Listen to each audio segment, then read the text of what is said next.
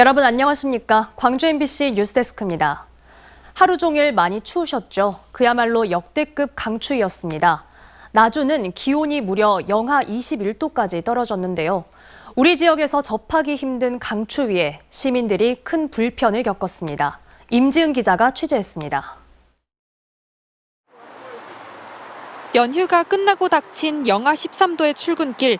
내린 눈이 그대로 얼어붙은 도로엔 자동차들이 엉금엉금 기어다니고 눈길에 시내버스가 우회하거나 단축 운행하는 구간의 시민들은 출근길이 많이 불편했습니다. 벌써 옷이 이렇게 안전히 무장하고 나왔어요. 미끄러워서 사고 날까 봐 그냥 요즘에 대중교통을 이용해서. 날은 밝았지만 피부에 닿는 바람은 여전히 차갑습니다. 강추위가 이어지자 시민들은 옷을 잔뜩 껴입은 채 외출에 나선 모습입니다. 내복이나 이런 거 좀 더 챙기고 입고 왔거든요. 영하 12도이기 때문에 좀 더 춥기도 하고 눈도 이제 많이 내렸다 보니까 그래서 더 추운 것 같아요. 광주의 아침 최저 기온은 영하 13.4도, 나주는 영하 21.1도까지 떨어졌습니다. 영하 12.9도의 광양, 영하 14.9도의 강진은 기상 관측사상 가장 낮은 기온이었습니다. 난방비 부담 때문에 보일러도 마음껏 틀지 못하는 이들에게는 더욱더 가혹한 하루였습니다. 여기 방바닥 이렇게 해보고 하니까 춥고 온수도 안 나오고 그럼 어떻게 하지? 추워서? 나주에서는 눈길에 미끄러진 화물차 2대가 충돌하면서 한 명이 숨지고 한 명이 크게 다치는 등 한낮에도 영하권에 머문 날씨 탓에 빙판길 사고는 하루 종일 이어졌습니다. MBC 뉴스 임지은입니다. 시내버스라도 다니는 광주는 그나마 낫다고 해야 할까요? 시내버스 운행 중단 사태가 2달째 이어지고 있는 목포 지역은 그야말로 폭설의 강추위에 시민들의 불편이 극심했습니다. 해를 넘기고 또 설 연휴까지 지났지만 여전히 목포 시민들은 정류장에서 하염없이 비상버스가 오기만을 기다려야 했습니다. 고된 하루를 보낸 목포 시민들의 이야기를 들어봤습니다. 아이고 춥고 아주 너무 힘드네요. 어디 가시는 길이세요? 지금 병원이요. 병원? 예. 뭐가 제일 힘드세요? 시간도 안 맞춰지고 시간도 뭐 딱 맞춰준 것도 아니고 너무 힘들어서 웬만하면 걸어 다녀요.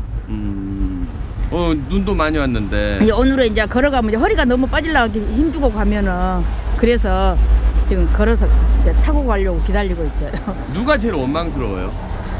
그 뭐 이한철인가 그 사람이 제일 원망스럽죠. 차가 있어도 눈이 너무 많이 오니까 가지고 나갈 수도 없고 이럴 때는 조금 더 많이 해줬으면 좋은데 아쉬워요. 버스가 안 다니니까 불편하지라 목포 시민 사람들이 다 불편하여 버스가 안 다녀서 지금 나와서 기다리는 데가 한 30분 돼 가요. 아침에 나 저쪽에서 1번 타고 가려고 남항리에서 1시간을 기다렸어요. 1시간을? 네. 그래도 누구한테 원망하겠어. 날씨가 춥고 눈이 많이 와서 섬 고향을 찾았다 발이 묶인 귀성객들은 뒤늦은 귀경길에 나섰습니다. 또 유례없는 강추위에 농민들은 농사 걱정이 이만저만이 아닌데요. 이번 한파는 주말까지 계속될 것으로 보입니다. 박종우 기자입니다. 부모님이 챙겨준 선물을 두 손 가득 들고 귀성객들이 배에서 내립니다. 풍랑주의보로 섬 고향에 발이 묶였던 귀성객들은 하루가 지나서야 육지로 나왔습니다. 하지만 부모님과 함께할 수 있었던 시간이 길었기에 오히려 표정은 더 밝습니다. 뭐 그냥 하루 정도 늦춰져가지고 그냥 부모님 얼굴 더 보다가 왔어요. 육지에서 설 명절을 보낸 역 귀성객들도 뒤늦게 섬으로 돌아갔습니다. 배가 끊겨보면 못 가잖아, 직장을. 그렇게 미리 나오죠. 여기다 집 준비해놓고. 영하 10도 안팎까지 떨어진 한파에 농민들의 걱정은 깊어지고 있습니다. 시설하우스에서 키우는 작목들은 항상 높은 온도를 유지해야 하는데 최근 난방비가 감당할 수 없을 정도로 치솟았기 때문입니다. 전기요금은 갈수록 오르고 그다음에 이렇게 추워지면 이상기후 때문에 너무 추워져요, 겨울이. 이럴 때 그냥 난방비가 갑자기 많이 나오거든요. 한파특보는 해제됐지만 이번 주 내내 영하권 날씨가 계속될 것으로 보입니다. 찬 대륙 고기압의 영향으로 올 겨울 들어 가장 낮은 기온을 기록하며 추위가 이어지고 있습니다. 또 주말까지 눈이 한두 차례 더 내릴 것으로 예보돼 농작물과 시설물 관리에 주의가 필요해 보입니다. MBC 뉴스 박종호입니다.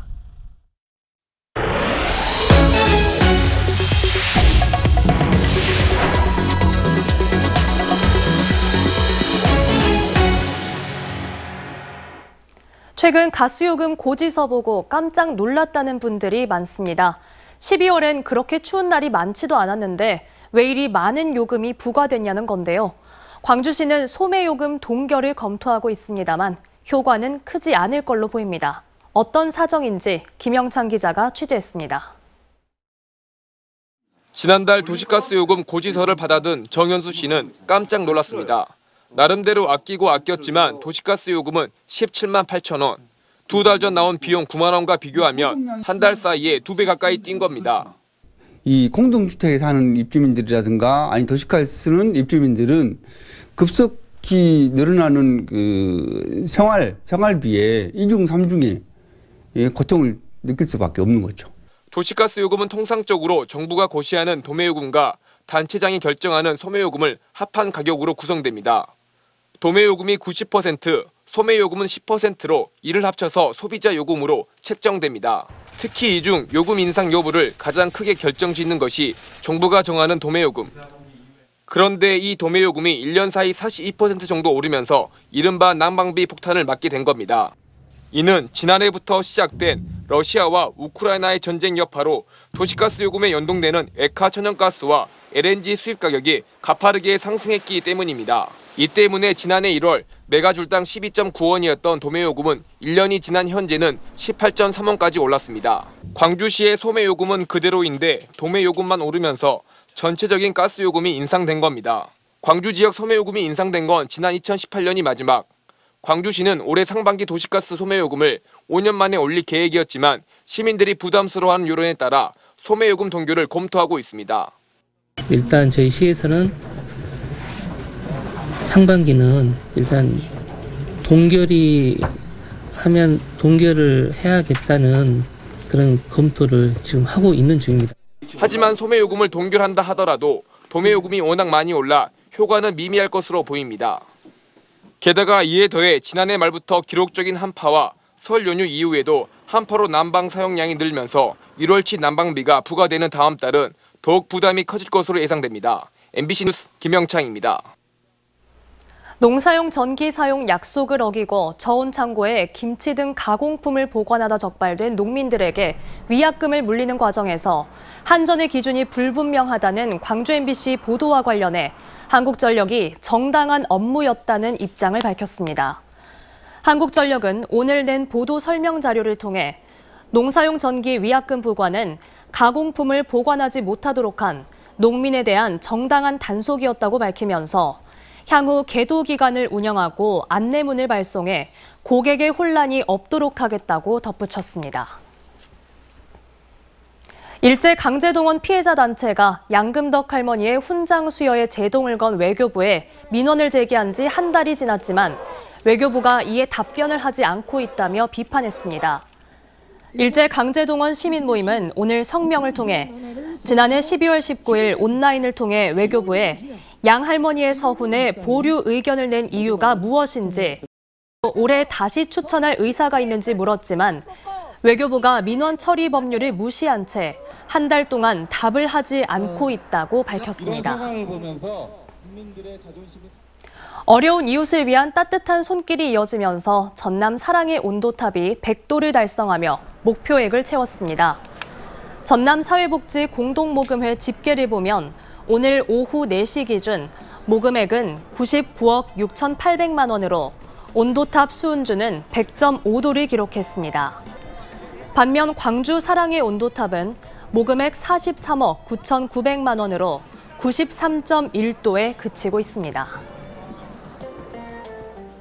이번 명절 기간 광주 전남 지역 철도를 이용한 승객이 지난해보다 78% 증가한 것으로 나타났습니다.